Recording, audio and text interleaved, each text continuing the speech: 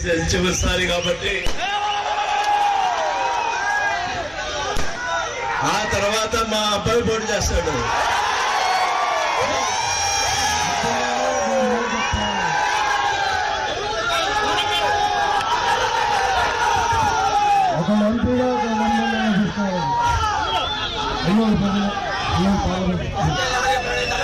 మరి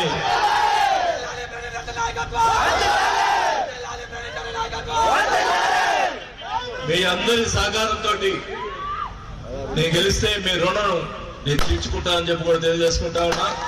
ఎక్కడ కూడా నేను కానీ మా అబ్బాయి కానీ పొరపాటు చేయము.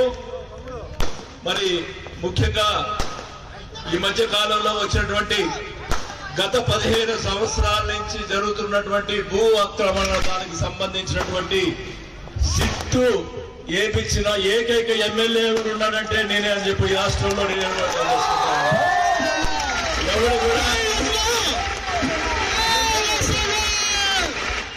ఎవరు కూడా స్థలాలు ఆక్రమణ జరగకూడదు.